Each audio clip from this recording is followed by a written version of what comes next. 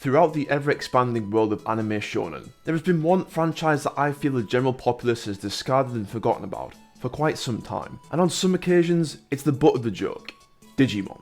Digimon has had a turbulent continuity, because why would it be straightforward? Licensing of different companies, reinventing the Digimon wheel every other season, creating cross-referencing lore which shouldn't connect, but in some Digimon media they do. But when you strip back the muddled multiverse and focus strictly on the stories as an individual piece, be it the seasons, the manga, the games, they each have their own respective lore, their own worlds, and their own rules. Digimon for me was always somewhere in between Dragon Ball and Pokemon. There are more forms and fights than Pokemon, but more slice of life and fun moments than Dragon Ball. And as someone who is a fan of both, Digimon can often be a perfect marriage of the two. And there are so many incarnations of Digimon and its digital world, where there is literally something for everyone. My time on YouTube as a viewer was spent looking at versus battles and power scalers. Not as a means of building up one franchise and putting down another, but it is a means of putting into perspective how powerful, good, and or enjoyable something is. Dragon Ball, as far as shonen anime goes, has always stood atop of the mountain, always. And it has set the bar for generations of anime shonen to come as to whether this protagonist is powerful or not, with respect to Dragon Ball. Comparing things to Dragon Ball has been a trend for a while now. I'm not the first to do this at all, but with Dragon Ball being one of the most popular animes of all time, and probably most recognised for versus battles online, it made me want to start sizing up Digimon against particular Dragon Ball arcs and characters. And I think for the more neutral viewer, if you are a neutral viewer, it presents Digimon in a different light than something that has been historically compared to Pokemon for many years. Even though they're not even that similar other than being called Mon. I mean, heck, it even took someone to say Ben 10 is stronger than Goku to give the Ben 10 comics and franchise its due acknowledgement from the general populace. And I think there is a good argument that Digimon can join the round table of popular fictional icons too. Some similarities to Dragon Ball go way back to some old manga where they even had power levels for Digimon, in the form of stats such as HP and DP, health, damage, in this Digimon NEXT manga we are discussing today. Digimon and Dragon Ball are more alike than most people think. Basically, people like strong guys, like Goku, and Digimon has them. With that being said everyone, enjoy the video.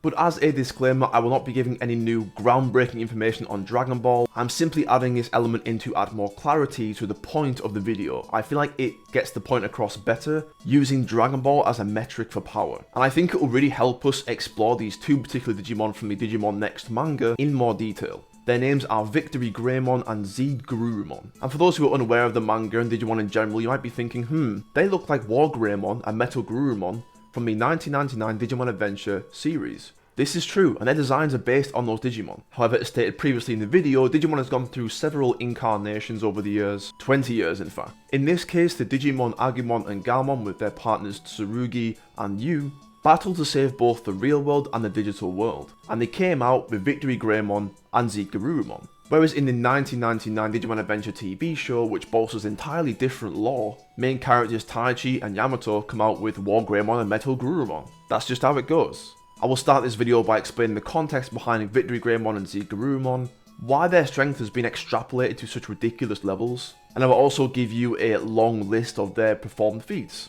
And after introducing you to these almighty Digimon, I will then gauge whereabouts they would sit, in particular Dragon Ball arcs, in respect to certain characters. And for the Digimon fans that are watching, yes, I know there are many Digimon on a similar level to Victory Greymon and Zeed Garurumon, but these ones are just cooler, I'm sorry. So for the Digimon NEXT manga, this should be the only information you really require to answer the question in the video title, rather than getting the entirety of the story in a rant. Tsurugi is the protagonist of Digimon NEXT and is sent to the digital world to save it, alongside his partner, Agumon. It was noted by several characters in the Digimon NEXT manga that Agumon is an illegal. Not that he's lacking a visa, illegals is non-literal. It is simply a tag for Digimon that have exceeded their orthodox forms. Unexpectedly powerful for what they are. Non-standard. There are various examples of Agumon evolving to its champion level, which is the grade higher, its champion level named Geo Greymon, battling perfect levels which are a grade above, again, from catching bullets from enemies level higher than itself, and inflicting damage. Usually in a Digimon franchise, if a Digimon is a level higher than yours, you can't simply close that gap. You know, Digimon don't get Zenkai boosts. Agumon's perfect level, Rise Greymon, has even battled ultimate levels, which is the max level for this manga, again another grade higher, and has accomplished feats such as breaking out of hellish dimensions, and going blow for blow with the anti-dragon ultimate level Zambamon. The list simply goes on. The supporting protagonist Yu has his partner Gaomon, that's my boy, who is also one of the illegals, who evolves to Galgamon, the champion level, who also has battled Digimon grades above him, and has even tapped into a darker variant, Black Galgamon, which is wiped out an army. Galgamon can evolve to Mac Galgamon, the perfect level, who took attacks from an ultimate level Chaosdramon, born from and uses the powers of this hellish dimension, the dark area, and is chock full of red chrome Digizoid armor, which is the strongest metal in Digimon NEXT. Mac Galgamon, as a perfect level, sends Chaosdramon flying, speed blitzed Chaosdramon, and even went to speeds faster than light in this battle. And on top of this selection of sky-high feats, from these Digimon's lower grade levels, they are also powered up by their partners Tsurugi and Yu, who possess the power known as the Digisoul, which pretty much is just willpower converted into energy, like it states it word for word. So if the partners have the will to fight the odds and overcome these obstacles, then the Digimon do too. Such is the essence of the entire Digimon franchise. So the main event, Victory Greymon and Zeed Garurumon, what about them? These are the final forms of Agumon and Galmon in the Digimon NEXT manga. You want to know how this happens out of curiosity? Sure, I'll tell you. Basically, the god of the digital world, Yggdrasil, is a host computer who created a means of stopping itself in case it was ever compromised. A power stored in these twin digivices, granting the power to access forms known as the Arbitrators. Yggdrasil, the god, turns its consciousness into a lolly. Yeah, into a lolly, to explore the human world, and it left its body behind, which got compromised by the villain of the series, Barbamon. Yggdrasil's body and Barbamon combined. Yggdrasil's consciousness, the lolly, provides Tsurugi and Yu with the twin digivices to unlock the final evolutions to Victory Greymon and Zeed Garurumon. This is obviously somewhat watered down, but it's pretty much how it happens. Victory Greymon and Zeed Garurumon easily dispatch of Barbamon, who is combined with God's body at this point, catching its attacks and splitting it in two. No problem, essentially just dusting God. But this event begins the awakening of Neo, N-E-O, the real antagonist of Digimon NEXT. It is a digital organism created by Barbamon in order to implement his will of creating a new reality for the digital world in its entirety. Neo is not actually considered a Digimon. So before people say, Digimon attacks only work on other Digimon, it's all data, that's just not the case, that's null and void. Neo gets its strength from being an amalgamation of the 8 Digi-memories. And to put it simply, the Digi-memories are kind of like Marvel Infinity Stones. With all 8 you can control, reshape and or destroy the entirety of the digital world. And such Dragon and Beast Digi-memories once belonged to Agumon and Galmon, the illegals. But having them absorbed by Neo did not hinder Victory Greymon and Zeed Garurumon's power. Therefore these Digimon are not dependent on anything other than their partners. And in case God wants to catch these hands. We'll get into what exactly Neo is soon. Okay, now here's what you really want to know. The feats. What have Victory Greymon and Zeed Garurumon, these two Digimon, what have they done to be compared to Dragonball? On top of being illegals, which makes them extraordinarily stronger, on top of being powered by the Digisoul from their partners, they were designed specifically for the role of neutralizing God. Yggdrasil, who has domain of the entirety of the digital world, which is in itself a universe-sized world. Neo, however, is beyond God. Neo is essentially an intention. It doesn't really have its own agenda, it just carries out somebody else's, that being Barbamon's. Even Yggdrasil's consciousness acknowledges Neo as a supreme being.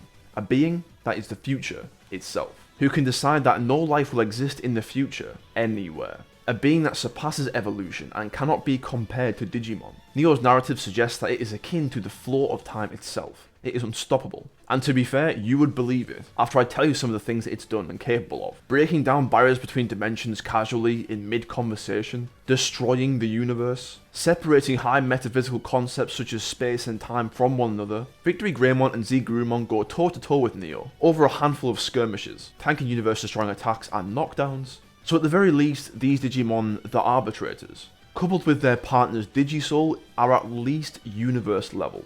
at least the universe as far as Digimon is concerned. The power of the Digisoul exceeded God's expectations, but we cannot discredit the partners and bonds as getting help in the battle, because the power to Digivolves comes from the human partners anyway. It is a fundamental part of Digimon, just as Zenkai boosts are as essential to Saiyans in Dragon Ball. Take away a Zenkai boost, you take away what a Saiyan is. You take away the power of a partner's bond with its Digimon, you take away Digimon. It isn't cheating, that's just where Digimon source their power. Considering their previous evolutions, both Rise Greymon breaking through hellish dimensions, Mac Garurumon moving at faster than light speeds, only in their perfect levels, it should come of no surprise that their final forms, touched by God, can withstand the might of an entity which represents the future itself. Neo in fact at one point became the universe, trapping the heroes and Digimon in a single point in the past. But even still, with the determination of Tsurugi and Yu, their Digisoul knows no limits, and their Digisoul goes beyond anything even Neo, who is the future, could conceive of.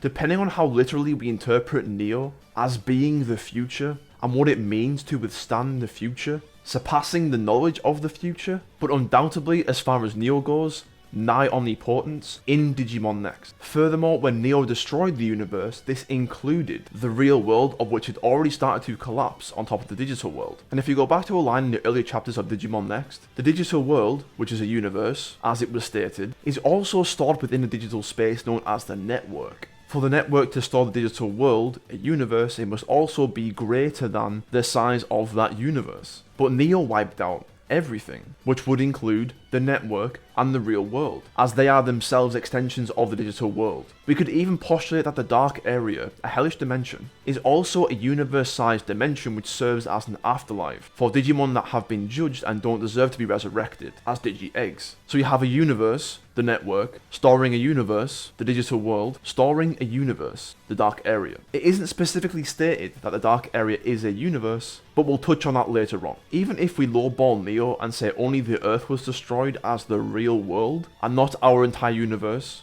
Neo still destroyed a universe, a presumably universe-sized dimension which serves as an afterlife, and a universe-sized space of which the digital world is stored inside of. Victory Greymon and Zeed Garurumon withstand, and in the later chapters overpower, Neo with the logic-defying Digisoul. So it would be a lowball to say these Digimon are just universe-level characters. We could highball them, but then it becomes more and more unstable, especially since the dark area hasn't been specifically stated to be the size of a universe. I've discussed with folks on Twitter who are far more knowledgeable about Digimon than anybody else on the dark area, and the best you can do is cross-reference, of which the dark area has been mentioned to be universe size before, but because it is not specifically stated, you can only infer it is a universe size because it serves as an afterlife. The real world specifically in Digimon NEXT has not been stated to be our universe, but also not just the planet either.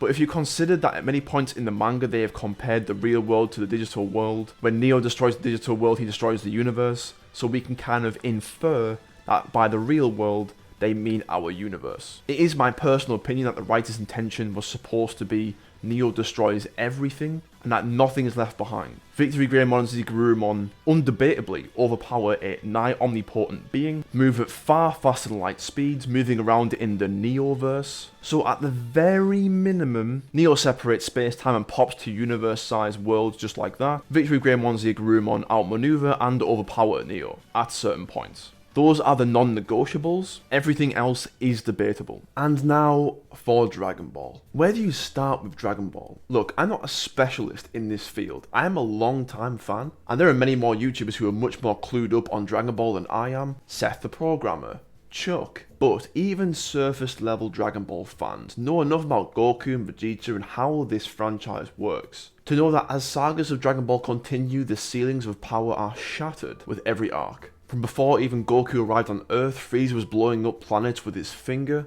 in his base form. At the end of the Frieza saga, Super Saiyan Goku and Final Form Frieza are duking out at way faster than light speeds, like inconceivably faster than light speeds. And at the end of Dragon Ball Z, shaking heaven and hell just by transforming and casually tearing holes in dimensions. And this isn't even Dragon Ball Super. In Dragon Ball Super, Goku and Beerus almost destroyed the universe in a sparring match, Beerus being a god of destruction of that universe. Beerus' brother, Champa, from the twin universe, Universe 6. Them bickering almost risked the destruction of both universes. Goku stacking 20 times multipliers on forms that are hundreds if not thousands of times stronger than the same form he shook the universe with, casually sparring. Dragon Ball Super is insane, but where does Victory Greymon and Zeed Garurumon stand in regards to Dragon Ball? Well, I think we should start at the point in Dragon Ball where the universe is at risk of destruction, because this is parallel to what happened in Digimon NEXT. That would be the Battle of Gods saga, the first arc of Dragon Ball Super. But the question becomes, where do these Digimon, Victory Greymon and Zeed Garurumon, stand in relation to Dragon Ball, these characters, these arcs? Well, the truth is, it's very hard to pinpoint exactly where they would stand, because there is an absence or lack thereof information on the Digimon NEXT side. Across every franchise, destroying a universe could be mind-blowing or standard. Universes are not always the same size, as silly as that sounds. Therefore, bearing this in mind, we have to reasonably place these Digimon in an arc of which the feats in Dragon Ball are akin to those in Digimon NEXT. No more, no less. We'll start with destroying universes, which essentially jumps us to Dragon Ball Super in the Battle of Gods arc, where Goku Super Saiyan God and God of Destruction Beerus' sparring match almost destroys the universe. This is a good place to start because the universe was destroyed in Digimon NEXT. In the Battle of Gods arc, it was stated that neither Beerus nor Goku were going full power at this point, but even still, the feats in the end of Digimon NEXT between Victory Greymon and Zeed Garurumon are still a bit more impressive than this. So let's kind of fast forward to Resurrection F. Well, Resurrection F kind of just develops a little bit on what Battle of Gods did, not really telling us much other than just getting a new shiny hair form. So a Super Saiyan who's as strong as a Super Saiyan God, yet is not a Super Saiyan God, is now the Super Saiyan version of that? The real meat is in the arc after this, the third arc, the Universe 6 arc of Dragon Ball Super. Because considering Victory Greymon and Zeed Garurumon have gone against an entity which is beyond time of that respective Digimon NEXT multiverse, anything below time manipulation is just not really going to cut it. But in Universe 6 we have the Assassin Hit, who can control time, move through time, and store time. But again, I have to reiterate, there's doing what Hit does, a manipulation of these high metaphysical concepts, and then there's Neo, who has complete dominion over them, separating space from time. Again, things that are just impossible, inconceivable. Having such autonomy above higher metaphysics to such an extent would probably rival that of Goku during the Universe 6 arc, who, in Blue Kaioken, moved through skipped time. I mean, Goku has never controlled higher metaphysics like Neo has, but he has certainly gone beyond them. So I can, with a high degree of certainty, put Victory Greymon and Zeed Garurumon at the very least in the Universe 6 arc of Dragon Ball Super. But why not the Goku Black arc and a Tournament of Power? Well, it would require a lot more information on Digimon NEXT side, which just isn't available really unless you cross-reference. But when you cross-reference things, all that means is, if anything, this. But we don't know the answer. That's not going to go down well in a debate setting. You have to deal with absolutes. In the Goku Black arc, Goku and Vegeta are fighting an entity which is on the brink of nigh omnipotence, which eventually does become nigh omnipotent, where this character has dominion over a large collection of universes within universe-sized worlds, and also other timelines which also contain this vast collection of universes within universe-sized worlds. So not only are they knocking on the door of going beyond time, it's to a much greater extent than what Neo did, purely because of how the structure of the Dragon Ball multiverse works. It's far more elaborate, and there's far more packed in there than what's going on in Digimon NEXT. So I can't say with certainty that Victory Greymon and Zeed Garurumon belong in the Goku Black arc or Tournament of Power, but you can say they belong in the Universe 6 arc, at the very least. The Tournament of Power is kind of without question because Goku shakes an infinite space of void. You know, you shake infinity. Going beyond time is no longer impressive in the Tournament of Power. So in the end, where are we left? Victory Greymon and Zeed Garurumon can definitely hold their own in a Dragon Ball Superverse, and I think in some circumstances could definitely rival Goku at some point, but potentially from the Goku Black arc until currently, I don't think that's really possible. You would have to extrapolate a lot of assumptions from Digimon NEXT and cross-reference across the kind of wider Digimon franchise in order to make Victory Greymon and Zeed Garurumon look more impressive. For example, if Digimon fans wanted to cross-reference to try and make things look better than what they are, you'd have to be looking at video games such as Digimon Savers Another Mission, which was also written by the same person which made Digimon NEXT, where the dark area is stated to be able to engulf the entire digital world and the real world at once. So if you want to say the dark area is that big because they just happen to have the same author of two completely different storylines, be my guest, but those aren't facts, so I'm not going to carry it as if they are. Whereas in Dragon Ball's case, they already have more solid evidence. But still, the Universe 6 arc in Dragon Ball Super I think is very respectable.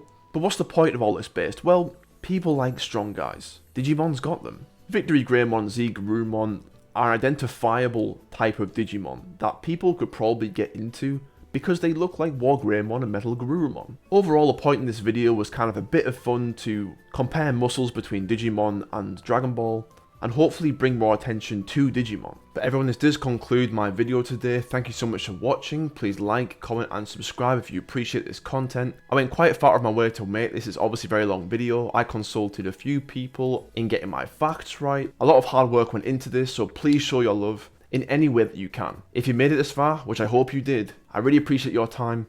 But most importantly, take care.